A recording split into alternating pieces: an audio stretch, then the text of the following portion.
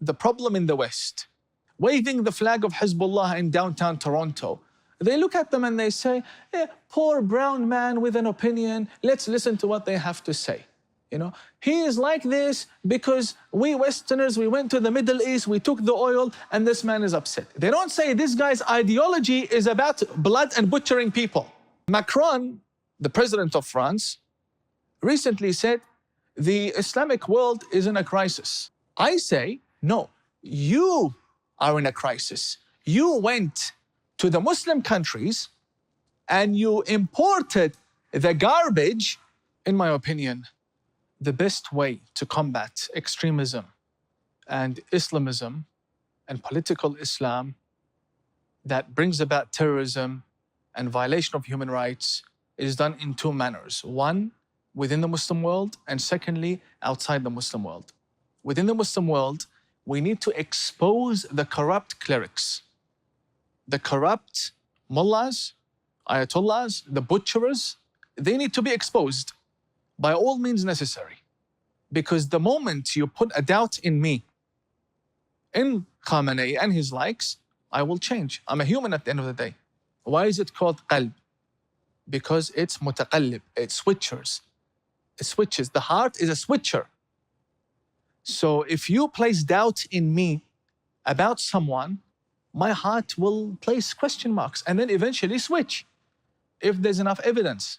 We must expose them. The problem is the fear and the interest, the lack of interest in wanting to expose the corruption within the Islamic seminary, within the hawza, within the books, right? The extremists need to be exposed. And the good clerics, which I believe I am one of them. I know that people will not believe that there are good clerics. But at the end of the day, there's good and bad in every society. The good needs to be amplified. And they need to be provided a platform where they can speak. I am known to you because I know how to express myself using social media. I'm not the only one who's like this. And I'm nothing special. There are many people like me. Maybe they don't speak English. Maybe they don't have access to Manoto. Maybe they don't have access to hundreds of thousands of people online. But these people do exist, and the more we can provide them with the platform to speak, then even better. Then you have the problem in the West. The Western narrative is completely twisted when it comes to extremists. So they see someone who is a supporter of the IRGC, waving the flag of Hezbollah in downtown Toronto. They look at them and they say, poor brown man with an opinion, let's listen to what they have to say. You know, he is like this because we Westerners, we went to the Middle East, we took the oil, and this man is upset. They don't say this guy's ideology is about blood and butchering people. They don't expose them in this manner. Then you have other government policies where they import filth. Tina, let me give you a good example. Every house produces garbage. We buy stuff, we import stuff, we use them, we have garbage. At the end of the week, we put the garbage in the garbage bin, we take the garbage bin outside, the government or council takes the garbage and takes it away from my house and your house and society. Why? Because if the garbage stays in the home, it creates illness and bacteria and diseases. Society also has garbage. You have murderers, criminals, and then you have filthy garbage ideology, where someone says, you're a woman, you should stay at home. Or someone says, you're a woman, you need to cover, your whole body is a private part, right? You need to cover up. Or someone says, this guy's a Jew, this guy's a Christian, they need to be, dealt with. This ideology is a filthy ideology. It cannot be respected. Funny enough, the IRGC cannot operate in Saudi Arabia. Their supporters cannot have bank accounts in the UAE. The other extremist groups, like the Muslim Brotherhood, who are friends with the IRGC and Hezbollah people, they cannot operate in Bahrain, in Oman. These are Muslim countries. Where do they operate? In London, in France, in Washington, D.C., in Australia, in Canada, Toronto. They operate here. They have bank accounts. They register charity. Right.